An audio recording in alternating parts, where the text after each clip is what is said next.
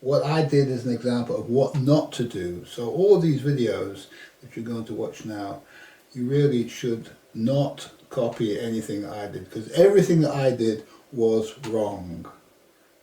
Now have a look at what you shouldn't do.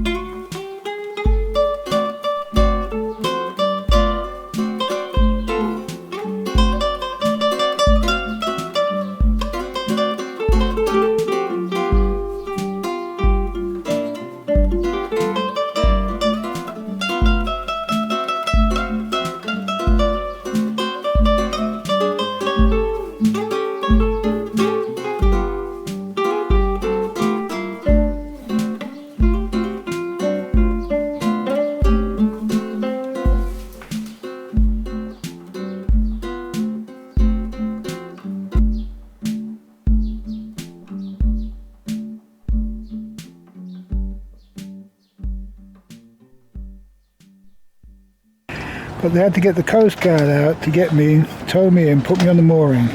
Now hopefully they're going to fix my problems. I hope they are. But I need my batteries charging, I need my engine running. And it looks like the wind's really good to go to Anglesey on Sunday. And they're going to charge me £22 a night to stay where I've got power in the marina here. So,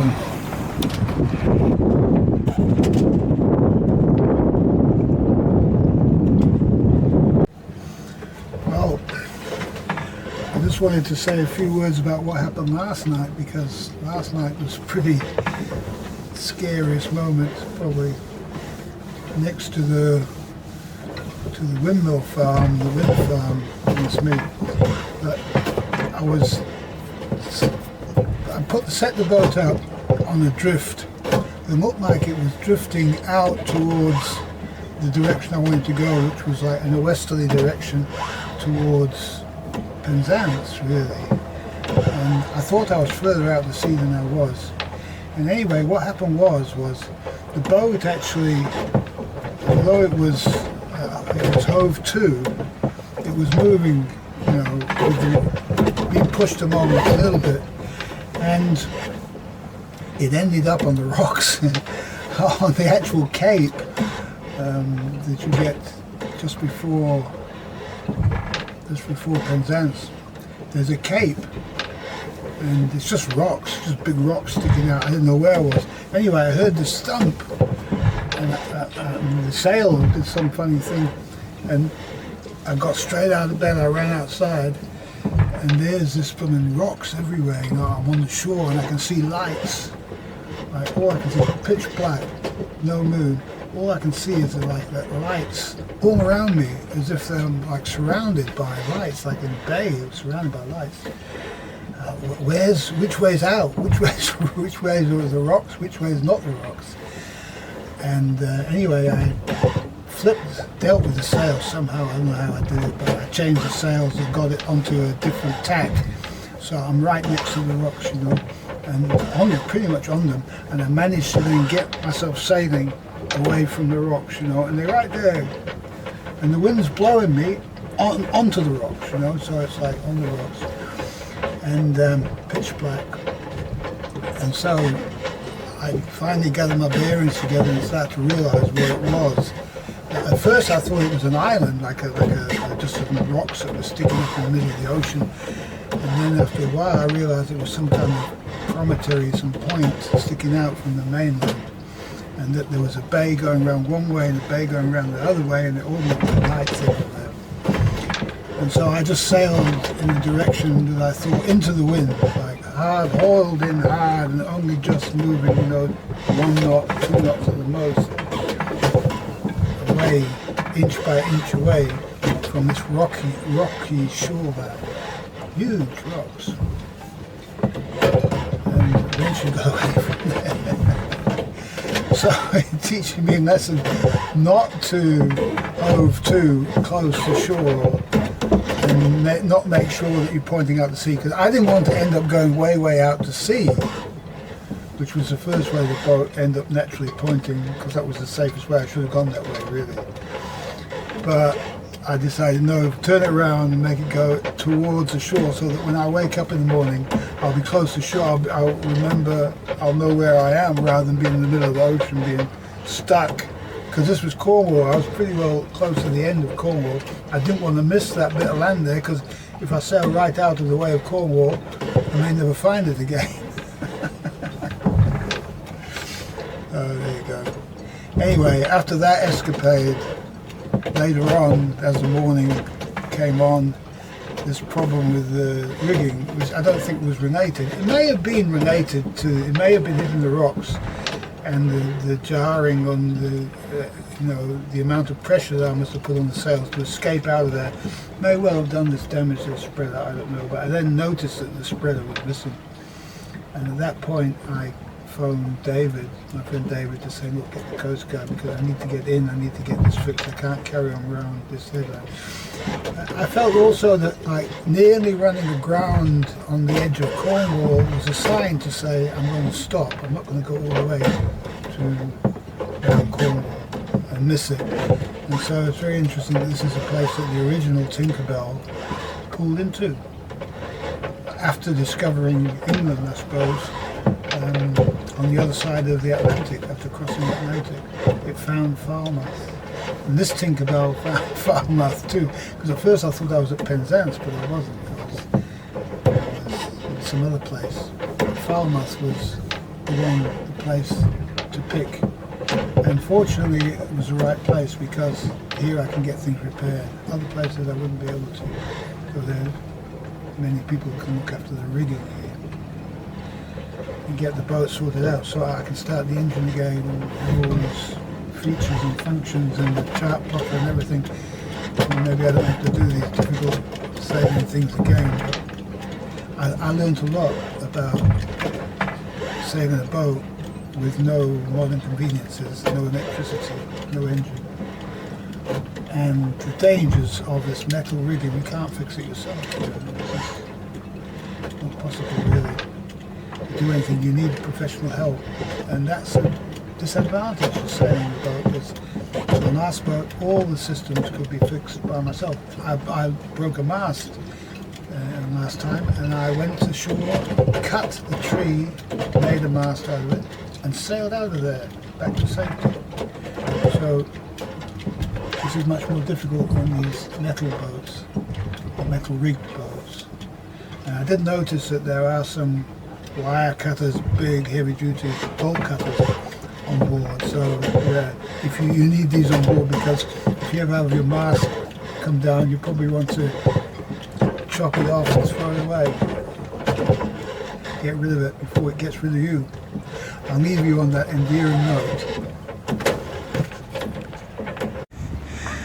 Okay, Tim has helped me to come into this beautiful marina here and put me on the side of this dock, even though I can't drive my boat very well. It's been very helpful. Hello Brian, welcome to Falmouth Haven. Hopefully we can help you get your repairs done and get you on your merry way. thank you very much, Tim. You've been a real treasure. Okay, we'll go to the office and he pays some money. You always have to pay the piper. Here we go. Right.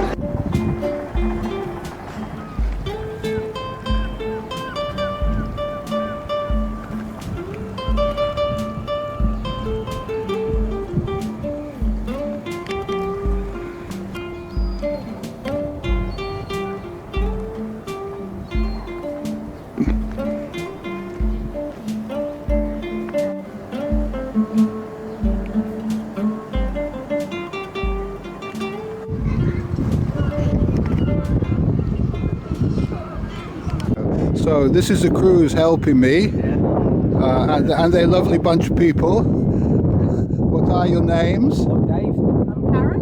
And I'm Tim. Yeah, and so if you ever want some lovely helpful people to help you sort your boat problem out, these are the guys that do it in Falmouth. What a great place.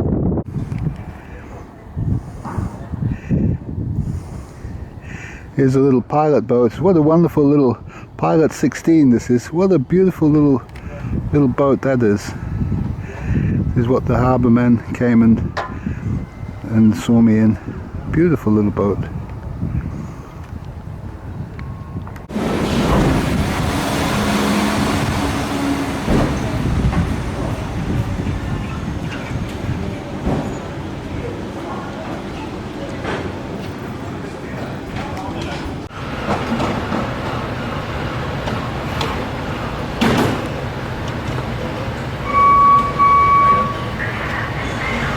Yeah, this is Max, and we just met here in Falmouth. So Max has been making a picture of me. Do you want to show us a picture, Max?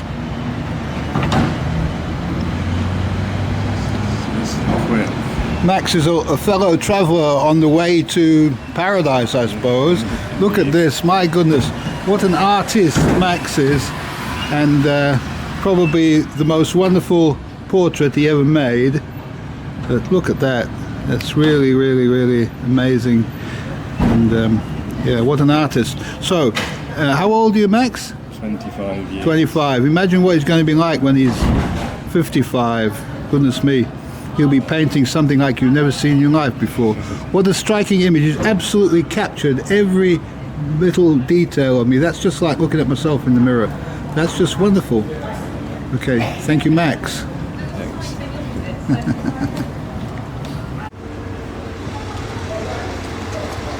Well, I'm sitting here with Max in Falmouth, and we've had a nice cup of coffee, and Max has done a nice portrait of me, and The rigging is getting organised. So there's a gentleman going to come from the rigging place and have a look at my boat and see what needs doing. So everything's getting in order. My batteries are charging. I have a new battery on board that was given to me, so that was a wonderful thing. That's a lucky thing to happen. And yeah, we're just about to see what the morning has to bring. So thank you, Max, for filming this for me.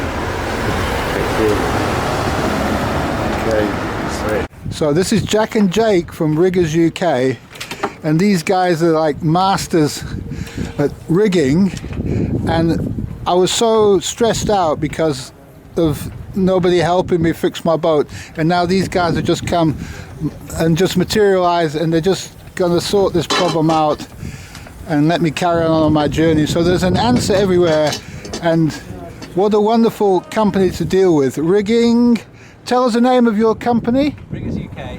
Yeah, do you have a number that they can phone? Just Google it. Google it, Riggers UK in Falmouth. But you're actually not in Falmouth, you're in Penrhyn. Penrhyn. And it's interesting because this boat is going to Port Penrhyn in Wales. It's a strange coincidence. Okay, he's going up the mast now. I'm not going to film this because I'll probably put him off. Okay, so I'll leave you in suspense.